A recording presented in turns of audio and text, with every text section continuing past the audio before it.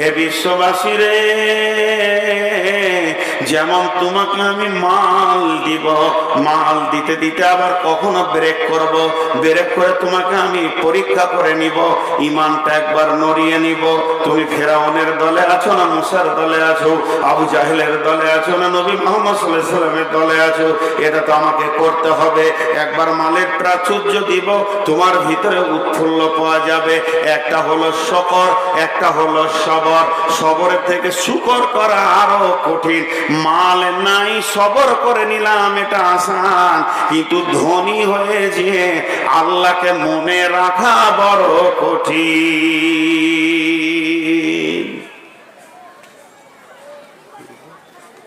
একটা সবর আর একটা শুকর। জি, শুকরে অনেক লোক ফেলিয়ার আছে, সবর তো কি করব, নাই তো কি করব, ধৈর্য ধরে নি। কিন্তু থাকার পর আল্লাহকে না মানা, আল্লাহর বিরুদ্ধে আচরণ করা, আল্লাহর বিরুদ্ধে চলে যাওয়াটা বড় কঠিন জিনিস। তা আমার আল্লাহ কত সুন্দর করে বলছেন যে এদের ভিতরে এই আচরণটা বিদ্যমান রয়েছে। যখন পাই, অথচ আমি আল্লাহ তোমাদেরকে পরীক্ষা করি, আমি আল্লাহ তোমাদেরকে পরীক্ষা করি। আল্লাহ তাবারক ওয়া তাআলা শুরু থেকে ধরে একবার জান্নাত জাহান্নাম পর্যন্ত সূরাটা নিয়ে গেছেন। জি ভাই, আস্তে আস্তে এক দুই করে উঠছেন, উঠিয়ে না, আর বেশি সময় আপনাদের কাছে নিব না। আজকের ডেটেই ছাড়বো ইনশাআল্লাহ। খুব তো বেশি রাত হয়নি, খুব বেশি রাত হয়নি।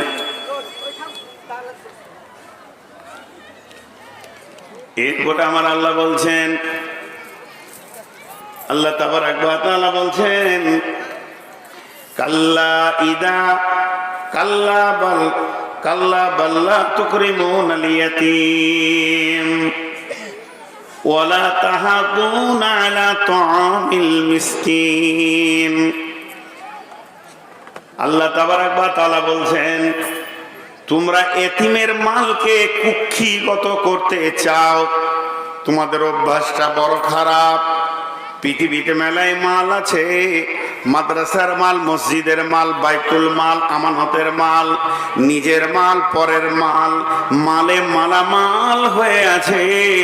কিন্তু আল্লাহ তাবারক ওয়া তাআলা একটা মালের ওপরে এত বেশি গুরুত্ব আরোপ করেছেন। আল্লাহ তাবারক ওয়া তাআলা বলছেন যে কুল তাআলাউ আতলু মা হাররামা রাব্বুকুম আলাইকুম আল্লা তুশরিকু বিহি শাইআ ওয়া বিল ওয়ালিদাইনি ইহসানা ওয়া লা তাকতুলু আওলাদাকুম মিন ইমলাকিন নাহনু নারযুকুকুম ওয়া ইয়্যাহুম ওয়া লা তাকরাবুল ফাওয়াহিশা মা যাহারা মিনহা ওয়া মা বাতান ওয়া লা তাকতুলু নাফসাল্লাতী হাররামাল্লাহু ইল্লা বিল হাক্কি যালিকুম ওয়াসাকুম বিহি লাআল্লাকুম তাকিলুন। এরপরের আয়াত আল্লাহ বলছেন, ওয়ালা তাকরাবু মালাল ইয়াতীমি ওয়ালা তাকরাবু মালাল ইয়াতীমি ইল্লা বিল্লাতী হিয়া আহসান হাত্তা ইয়াবলুগা আশুদ্দাহু। এতিমের মালের উপরে আমার রব বলছেন, খবরদার তোমরা এতিমের মালের কাছে যেও না। এই মালটা এত এত কঠিন মাল, এই মালটা এত মূল্যবান মাল। এই মালের ভিতরে যারা ওয়ারিস, এই মালের যারা মালিক, তাদের এখনো মালের জ্ঞান হয়নি। মাল কি জিনিস তারা বুঝে না, তারা এতিম নাবালক। তাদের মাল যদি তোমরা ভক্ষণ করো তো জাহান্নামের আগুন ভক্ষণ করবে। কতদিন পর্যন্ত এই মালটাকে তোমাকে রাখতে হবে, কতদিন তুমি রাখওয়াল হবে?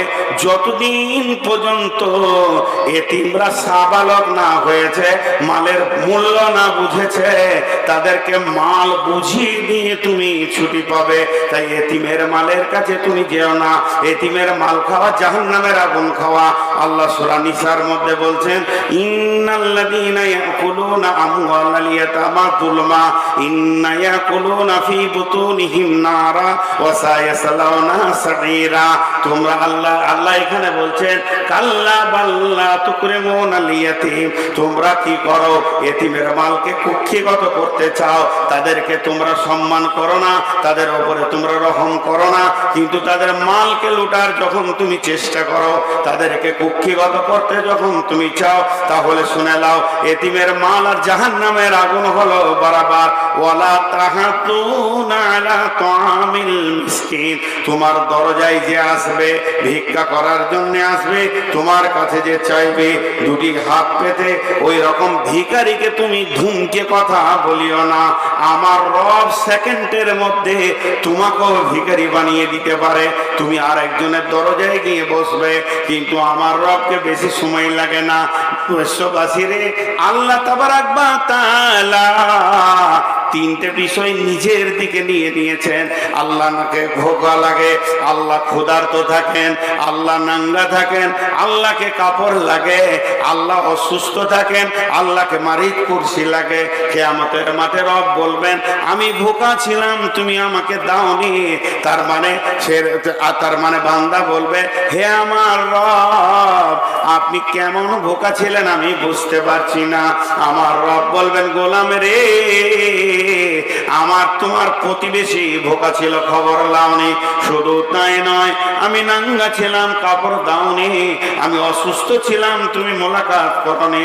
অতএব ওয়ালা তাহাতুনা আলা তাআমিল মিসকিন, পেটের দায়ে যে মিসকিনটা তোমার বাড়িতে আসবে তাকে পারলে তুমি খানা দাও, না আর যদি না পারো দুটো পয়সা দাও, তাও যদি না পারো 10-5 টাকা দাও, এটাও যদি তোমার দ্বারা সম্ভব না হয় তাহলে তাকে ধুমকানোর পরিবর্তে জবান দিয়ে মিষ্টি মিষ্টি দুটি কথা দাও।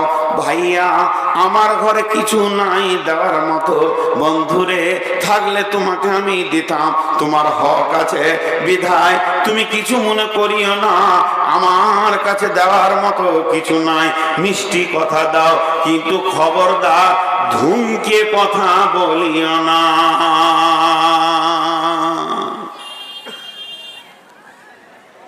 এক হাজি সাহেব কোরআন শরীফ পড়ছেন দরজার সামনে সকালবেলায়, আর এক ভিখারি এসে তো এমনি করে দেখছে যে হাজি সাহেব আছে, যাই ওর দিলটা বড় হলো, বলছে হাজি সাহেব কিছু দেন, আর আয়াত পড়ছে ওইটা ওয়ালা তাহাতুনা আলা তাআমিল মিসকিন, কোরআনটা পড়তে পড়তে এমনি করে বন্ধ করে বলছে ভাগেন দেখা, তোকে হুঁশ আছে আমি কোরআন পড়ছি, যখন তখন চাইলেই হবে। ও কোরআনের কি বুঝে, ওইখানেই বলছে ধুমকাইও না, আর ওখানেই ধুমকে নিলে। জি এ তো আমাদের আমল। এরপর আল্লাহ কুদরতের কথা বলবে, ক্ষমতার কথা। এই ধারটা একটু সেরে নি। আল্লাহ কি কি বললেন, প্রথমে কসম দিলেন, কসম দিয়ে মাঝে একটা ছোট্ট সাবজেক্ট বলে নিলেন, এটা কি জ্ঞানী ব্যক্তির জন্য আমি কসমটা দিইনি? আমরা এত গাধার গাধা, নূর মোহাম্মদ আমি এত গাধার গাধা যে কসমটা ধাবন করতে পারছি না। তখন আল্লাহ আরো চেতনা করার জন্য কিছু তাবর তাবর বেঈমান মাস্তানদের কথা বললে, দেখ গা সব তাবা করে দিয়েছি। সূরা ফাজরটা কত শর্ট হলো। আমি কসম দিলাম তোদেরকে 5টা, তোদের বিবেকের দরজা খুলবে না। দেখ গা আজ সামুদ ফেরাউনকে নিস্তেনাবুদ করে দিয়েছি, তুই কি ভেবেছিস আমার ক্ষমতা নাই? যখন মাল পাস তখন আল্লাহ বলিস, আর আমি পরীক্ষা করার জন্য যদি একটুকু ব্রেক করে দিই তখন আমাকে ভুলে বসিস। আর তোদের চরিত্র এত খারাপ, খালি লুটবো, এতিমের মাল কুক্ষিগত করবি না, এতিমকে কষ্ট দিবি না, আর তোর কাছে যে চাইতে আসবে তাকে ধুমকাবি না। এত দূর বলা হলো, কিন্তু আমাদের অবস্থা কি? শুকরিয়া নাই। ছোট্ট একটা আপনাদেরকে গল্প শোনাই, জ্ঞান আছে এর ভিতরে। যে কটা বসে আছেন আর উঠিয়েন না ভাই, ভালো লাগছে আপনাদেরকে না বিরক্ত লাগছে? আমি একটা সূরা তাফসীর করছি। জি, গল্পটা কি? এক বাদশা বাড়িতে আছে, আর বাদশার মন্ত্রী বিদেশে সফরে গেছে। বিদেশে সফর থেকে ফিরে ও বিবির কাছে শুনছে যে বাদশার একটা আঙ্গুল কেটে গেছে। কিভাবে যে কেটে চালা জানে, কেটে পড়ে গেছে, শেষ। 20টা ছিল 19টা হয়ে গেছে। তো যতজন ওই দেশে আছে বাদশাকে এসে খালি বুকে হাত দিয়ে বলছে, স্যার হুজুর আপনার আঙ্গুলটা কাটাতে যে আমি কত কষ্ট পেয়েছি দেখাবার নয়, আমার কলিজাটা কাটা গেলেও ভালো ছিল, কেন আপনার আঙ্গুলটা কাটলো? এগুলো বলছে মানে বাদশাকে পাম দিছে যে কিছু দিবে চাইবো তো, কিন্তু ওগুলো দরদ লয়। সকালবেলা মন্ত্রী ওর বিবির কাছে শুনেছে বাদশার আঙ্গুল কেটে গেছে। কি তো বিয়ে দেওয়ার পর ছেলেকে শ্বশুর ঘর যাওয়ার কথা বলতে হয়? 22 বছর জালসা করছি, কালেকশনে যদি আমাকে বলতে হয় তাহলে আমি বক্তাই নয়। ঠিক বয়ানটা জমবে আর জালসাওয়ালাদের কুটকুটি উঠবে। কালেকশন তো করবো রে ভাই, মনটা ভেঙে যায়, তাহলে কালেকশনই করি, ছেড়ে দিই। আর বয়ান কি করবো? চিঠি আসলে আমি কালেকশন শুরু করে দিই। বিষয়টা ঠিক জমে এসছে, আমি ঘড়ি দেখছি, আমি ঠিক জায়গায় কালেকশন ধরবো। আর যেগুলো উঠছে 2টা 5টা 6টা চাদরকে দিয়ে দেন, যেন প্যান্ডেলের ভিতরে না ঢুকে, বাইরে বাইরে যে ভিড়গুলো আছে ওর ভিতরে ছেলেগুলো ঘুর, যেগুলো চলে যেছে ওগুলোকে ব্যাগ হোক যাই হোক তোমরা ভিতরে ঢুকিও না, যেগুলো ঘুরছে একদম ওই পর্যন্ত কাউকে ছাড়বে না। ওকে ধরে নিবে টিপে, টাকা দিয়ে তারপরে ঘর যা। কি ভেবেছিস এত বড় প্যান্ডেল কষ্ট হয়নি? হ্যাঁ যাও ধরে না, তারপরে দেখা যায়, করবো কালেকশন। তো এবার মন্ত্রী গেছে সকালে দেখা করতে, বাদশা মন ভারী করে বসে আছে। তো ভাবছে মন্ত্রী এসে কানবে খানি। তো মন্ত্রী এসে বলছে, স্যার হুজুর আঙ্গুলগুলো দেখি, কেন করে দেখাইছে। বাদশার মুখটা তিতা হয়ে আছে। মন্ত্রী হাসতে হাসতে বলছে, আলহামদুলিল্লাহ। ওর কলজেটা চলে গেছে বাদশা। হাজি আলহামদুলিল্লাহ, ওর আঙ্গুল কেটেছে তো বলছে আলহামদুলিল্লাহ, তা আবার হেসে হেসে বলছে। তখন বাদশা বলছে, প্রহরী মন্ত্রীকে জেলে ভরে দাও, ওকে কতল করতে হবে, তবে এখন নয়, আমি একবার সফর থেকে ঘুরে আসি, তারপরে হবে ওর বিচার। মন্ত্রীকে নিয়ে গিয়ে জেলে ভরে দিল, তালা মেরে দিল। বাদশার মন্ত্রী কারাবন্দী হয়ে গেল। এখন বাদশা একটা ঘোড়া নিয়ে আর তীর ধনুক নিয়ে জঙ্গলে ঢুকে গেল। জঙ্গলে ঢুকে গিয়ে শিকার করার জন্যে রাস্তা ভুল করে যেতে যেতে যেতে যেতে নাগাল্যান্ড পৌঁছে গেল, যেখানে মানুষে মানুষ খায়, যারা রাবণের পূজা করে আর মানুষের মানুষ খায়, সেখানে বাদশা পৌঁছে গেল। আর বাদশার চেহারা দেখে ওখানকার লোকেরা জঙ্গলে শিকার করতে এসেছিল হরিণ, কিন্তু বাদশাকে দেখে বলছে, এর মাংসটা বড় চিকন হবে রে। একই ধর চারিদিক থেকে তীর দিয়ে ঘেরে ধরে নিয়ে বাদশাকে বেঁধে নিয়ে গিয়ে বাড়িতে বেঁধে দিল। এবার ওকে কাটবে। রাতে বেলায় সব 20-25 জন বসেছে যে ওকে কাটবো, মাংসকে কতটা লিবি, কার কোনটা লিবি, ওর সামনেই হিসাব চলছে। ও মনে মনে ভাবছে যে কালকে আমার বিরানি হয়ে যাবে, আর আমার বাঁচার উপায় নেই। ঠিক আছে, ভোরবেলাতে এসে দেবতার সামনে কাঁদবে, রাবণের মূর্তি আছে ওই জায়গায় বাদশাকে নিয়ে গেল। এবার কাটার আগে পেছন দিকে হাতকে বাঁধছে। যখনই বাঁধতে গেছে একটা আঙ্গুল কাটা দেখেছে। ওরা বলে, রুক রুক, আগে মন্ত্রী, আগে একে জিজ্ঞেস করে আয়, আমাদের যে পুরোহিত আছে পুরোহিতকে জিজ্ঞেস করে আয়, লোকটা কাটা যাবে কি যাবে না। পুরোহিতের কাছে গেল।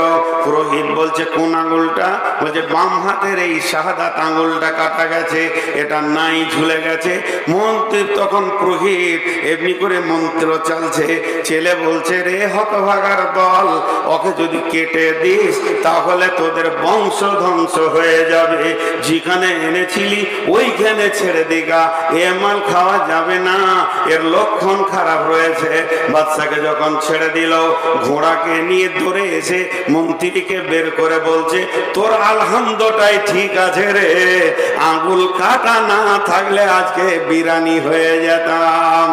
সমস্ত খবর মন্ত্রীকে বললে, মন্ত্রী গলায় জড়িয়ে ধরে বলছে, তোর আলহামদটা ঠিক আছে, তখন তুই আমাকে মাফ করে দে, তোকে জেলে ভরেছি, ক্ষমা করে দে। মন্ত্রী বলছে, ভাই ও বাদশা নামদার, আপনি মাপ চেন না, আপনি যদি জেলে না ভরতেন তো আমি তো আপনার সঙ্গে যেতাম, আমার তো আঙ্গুল কাটা নাই, তাহলে ভোজের মাল আমি হেয়ে যেতাম। আপনি যে জেলে ভরেছেন এটাও আলহামদুলিল্লাহ। আল্লাহ তাবারাক ওয়া তাআলা বলেন, গোলাম রে, পৃথিবীতে চলবি, উঠবি, বসবি, কখনো রুজি ত্বরান্বিত করে দিব আর কখনো রুজিকে সংকুচিত করব।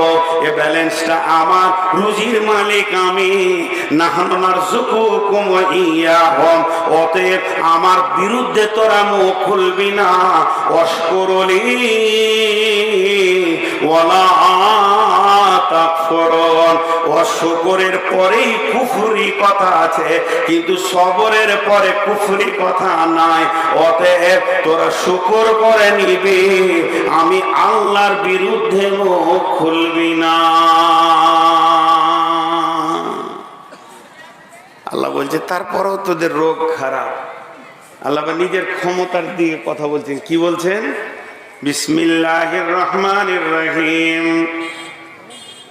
ওয়ালা তুহিক ওয়া তাকিদ ওয়া তাকুলুনা তুরাসা আকলাল লাম্মা ওয়া তুহিব্বুনাল মালা হুব্বান জাম্মা কাল্লা ইযা দুক্কাতিল আরদু দাক্কান দাক্কা ওয়া জাআ রাব্বুকা ওয়াল মালাকু সাফফান সাফফা। জি, কি বলছে? ওয়া তাকুলুনা তুরাসা আকলাল লাম্মা। হ্যাঁ, এতিমের মালের কথা এখানেই বেশি করে বলছে না। তারপর আল্লাহ বলছেন, তোরা বেশি করে মালকে মহব্বত করিস। সব থেকে মহব্বতের বিষয় কি? মাল। বিবি মহব্বতের নয়, ছেলে মহব্বতের নয়। কতজন বিবিকে মেরে দিছে শুধু কিছু টাকার জন্যে, সন্তান মেরে দিচ্ছে টাকার জন্যে, ধনী হব লাইগেশন করে নে, বাপকে লাঠি মারছে, ভাইকে লাঠি মারছে। গত কয়েকদিন আগে ফেসবুকে দেখেন, সামান্য জমি নিয়ে দ্বন্দ্ব হয়ে ট্রাক্টরকে স্টার্ট করে বড় ভাই ছোট ভাইয়ের উপরে ট্রাক্টর চালিয়ে নিষ্পেষণ করে দিল। তার মানে ধরেলেন, মাল এমন একটা জিনিস আমরা বেশি ভালোবাসি আর জমা করি। আর এর ব্যাপারে আল্লাহ বলেছে, তোরা হুতামা নামে জাহান্নামে যাবি। ওয়াইলুল লিকুল্লি হুমাযাতিল লুমাযা আল্লাযী জামা মালাহু ওয়া আদ্দাদা ইয়াহসাবু আন্না মালাহু আখলাদা। তোদের তিনটে গুনাহ আছে আর একটা খারাপ ধারণা আছে। প্রথম গুনাহ, তোরা মানুষকে সামনে সামনে অপমান করিস। পরের গুনাহ, তোরা মানুষকে পেছনে কথা বলে কষ্ট দিস। 3 নম্বর গুনাহ, তোরা মালকে গুনে গুনে জমা করিস। আর তোদের ধারণা খারাপ কি? আমার মাল আমার চির সঙ্গী হয়ে থাকবে। অথচ নবীজি বলছেন, ওয়ানানা সিন্দাদি আল্লাহ তাআলা আনহু قال قال رسول الله صلى الله عليه وسلم اتباع الميت ثلاثه فيرجعان اثنان ويبقى ما هو واحد اتباع اهله ماله عمله فيرجعان اثنان اهله ماله ويبقى ما هو واحد عمله। আল্লাহর নবী বলছেন, শুনলে, মানুষ যখন কবরে যায় তার সঙ্গে তিনটে জিনিস যায়।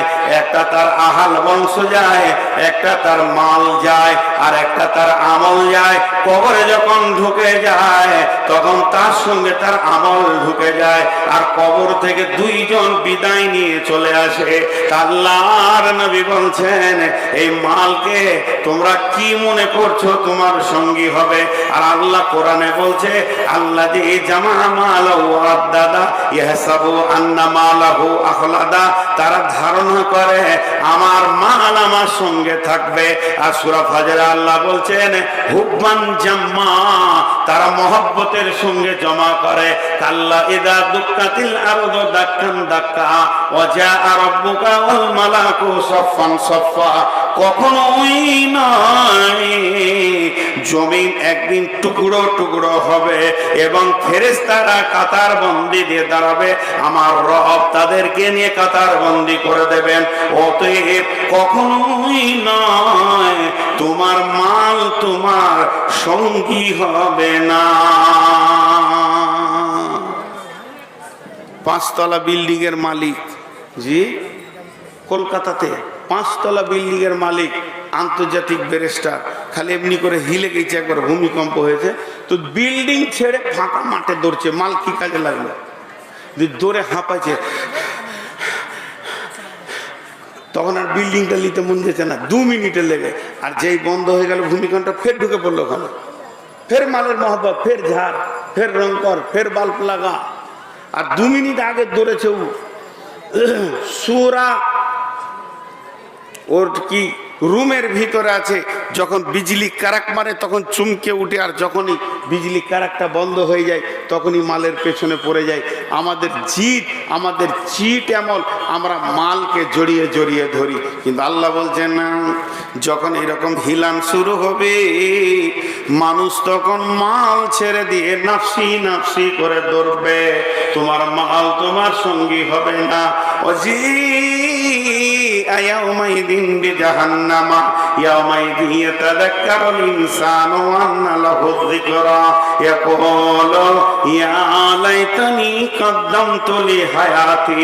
জাহান্নামকে যখন টেনে নিয়ে আসবে 70,000 লাগাম দিয়ে, এক একটা লাগামে 70,000 করে ফেরেশতা থাকবে, তখন তারা বলবে ইয়াকুলু ইয়া লাইতানি কদ্দামতু লি হায়াতি, যতদিন বেঁচে ছিলাম কিছু মাল যদি পাঠিয়ে রাখতাম তো কাজে লাগতো।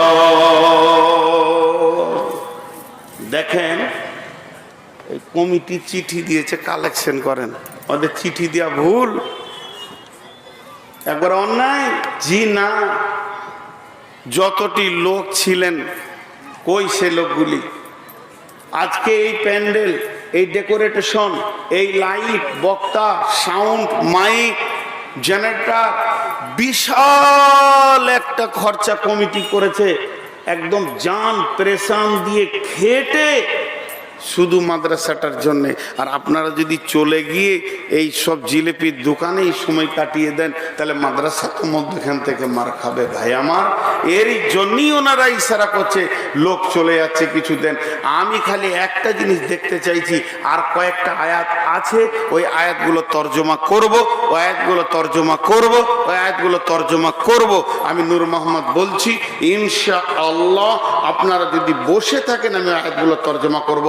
লোক যথেষ্ট রয়েছেন, কিন্তু একটিবার 5 মিনিটের আমাকে একটা বিরতি দেন, 5 থেকে 7 মিনিট। যদি আমার এখন খুব কোনো চাপ আসে, আমি তো মানুষ, আমি তো ফেরেশতা নই, আমাকে অত্যন্ত পেচ্ছাপ লেগে গেছে, ধরেন আমি একটু পেচ্ছাপে যাব, 5টা মিনিট ছুটি চাইছি, তো এই 5 মিনিট হয়তো কেউ একটা গজল বলবে, আমি চলে আসবো, তো এটা মানুষকে ছাড়তেই হয়। তো অতএব আমি আপনাদের কাছে 5 থেকে 7 মিনিট টাইম নিচ্ছি। 7 মিনিট যে হবে আমি আবার আয়াত ধরে নিব। এই 7 মিনিটের ভিতরে আমি 10টা লোক দেখতে চাইছি, যারা 4,000, 5,000, 10,000, 2,000, 1,000, 1,000 থেকে 10,000 পর্যন্ত 10টা লোক একবার লাব্বাইক বলেন। এই পরে এডিট করবে, এখন কেউ উঠবে না, পরে কেটে দিও। কেউ আছেন আল্লাহর গোলাম, রসুলের উম্মত কেউ আছেন 1-2 হাজার দেনেওয়ালা? আমাকে কেউ দিবে না। জি একজন উঠেন, 1,000 টাকা, 1,000 টাকা একজন উঠেন। দেখেন চাইছি 1,000, বলছে 2,000। আছে আল্লাহর গোলাম, মাশাআল্লাহ এই দুটা কোরআন আছে।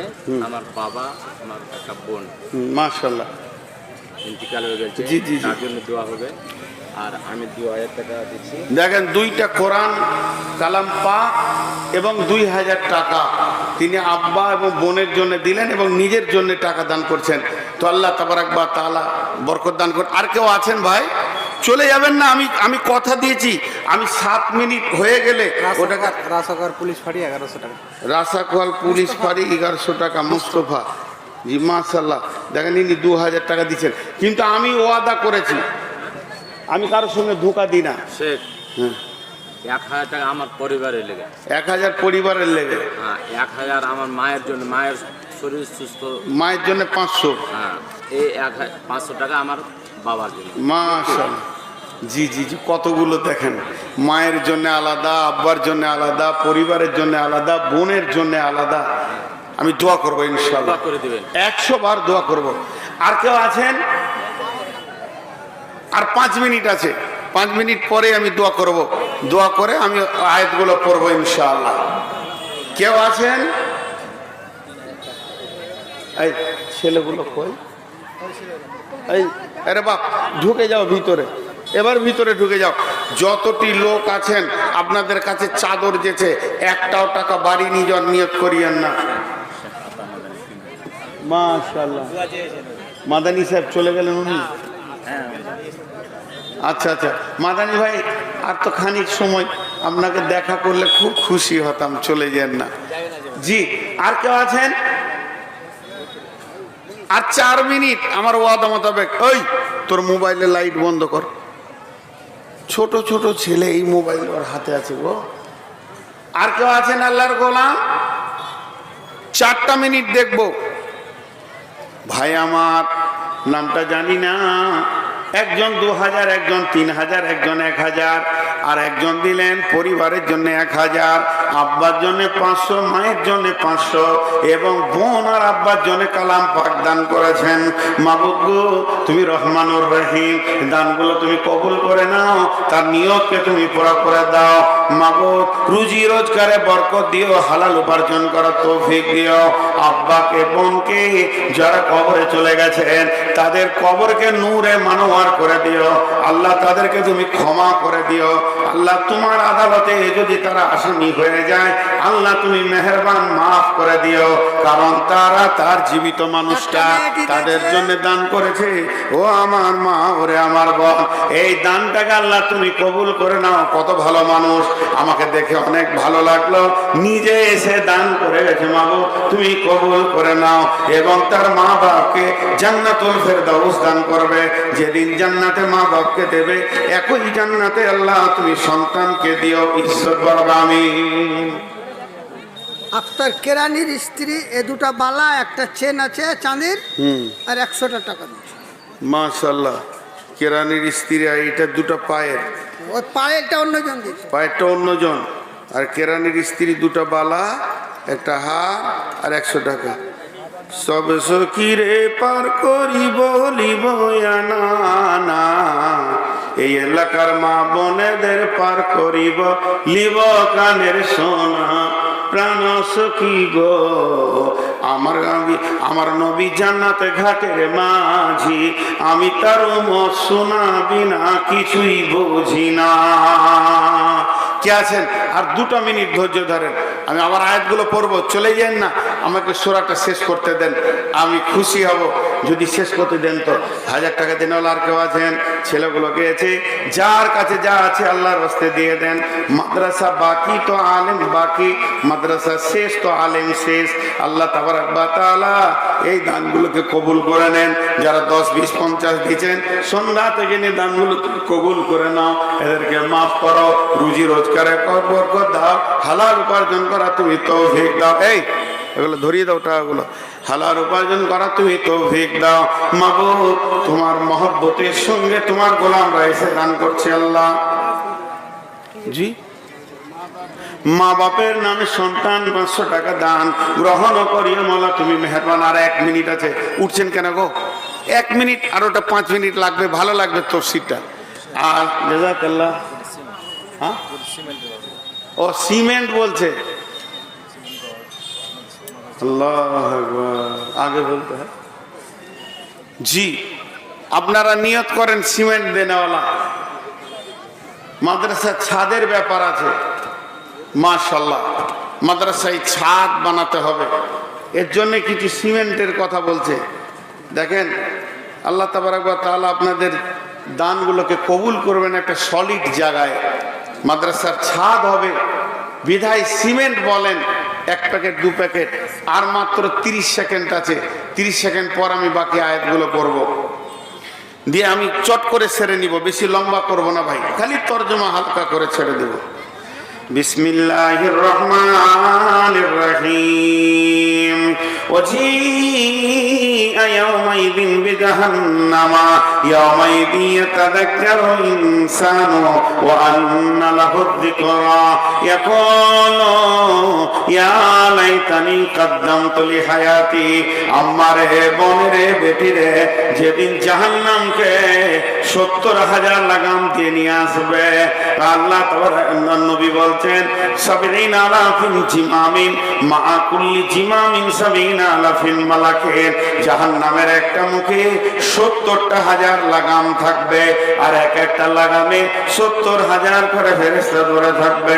ওই অবস্থায় জাহান্নামকে টেনে নিয়ে আসবে, জাহান্নাম পা পা করে আসবে আর কথা বলবে আল্লাহর সঙ্গে, রব্বি আইনাল মুতাকাব্বির মুতাজাব্বির। এই আল্লাহ কই সে তাকাব্বুর করনে वाला, অহংকার করনে वाला কই সে বেনামাজি বেপরদা লুচ্চা লম্পট বেশ্যা কই। এইভাবে জাহান্নাম কথা বলবে, আর জাহান্নামকে যখন টেনে আনা হবে তখন হাসরবাসীরা বলবে, ওরে ওই জাহান্নাম আসছে যে জাহান্নামের কথা বড় বড় আলেমদের মুখে শুনেছিলাম। বড় বড় আলেমরা বলেছিল এতে যাক্কাল ইনসানু আন্না লাহু যিকরা। আর তারা তখন মাথায় মারবে আর বলবে ইয়াকুলু ইয়া লাইতানি কাদ্দামতু লিহায়াতি। আমার আল্লাহ বলছে মাথায় মেরে লাভ নাই। ও ইয়াকুলু ইয়া লাইতানি কাদ্দামতু লিহায়াতি ফায়াউমাইদিন লা ইউআযিবু আযাবাহু আহাদ ওয়া লা ইউসিকু ওয়াসাকাহু আহাদ। সেই দিনের মতো অন্য কোন দিনের আযাব তোমরা দেখতে পাবে না, সেটাই হবে কঠিন আযাব। আর সেই দিনের বন্ধনটা এত কঠিন বন্ধন হবে, সে বন্ধন ছেড়ে তোমরা পালাতে পারবে না, তোমাদেরকে বেঁধে আযাবে দেওয়া হবে।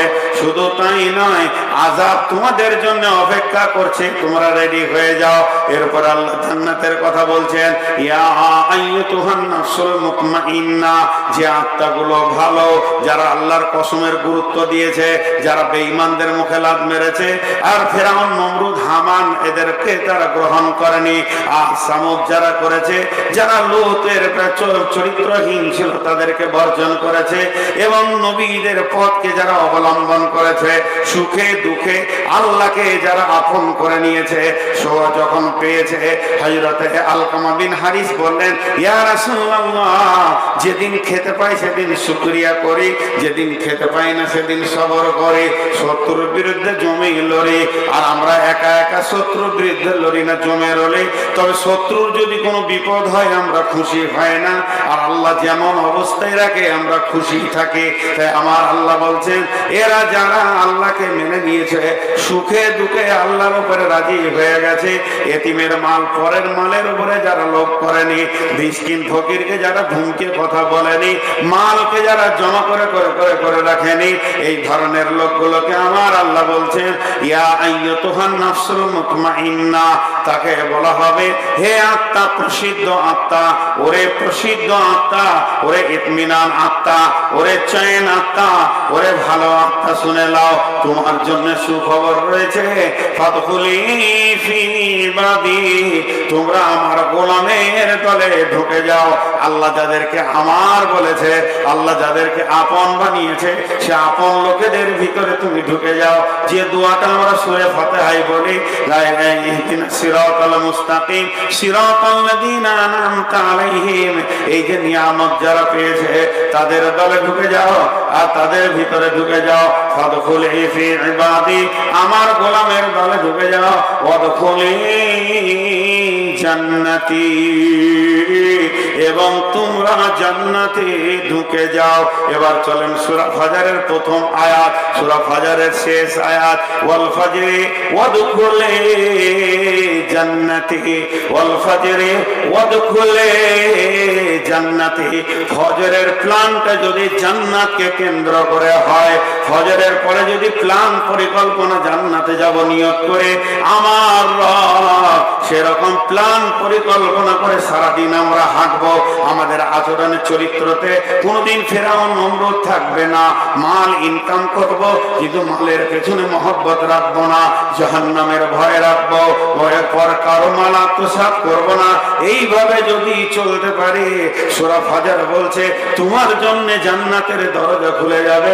ওয়াদখুলি জান্নাতি।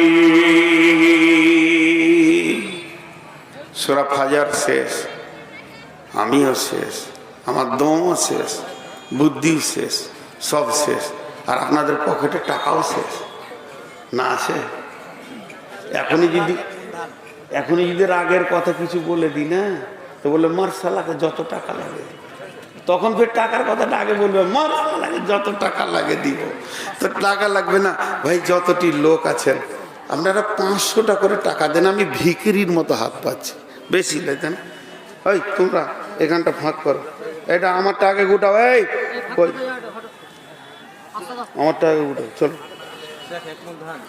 1 মণ ধান, কিন্তু সিমেন্ট এলো না, সিমেন্ট এলো না। রফিকুল ইসলাম না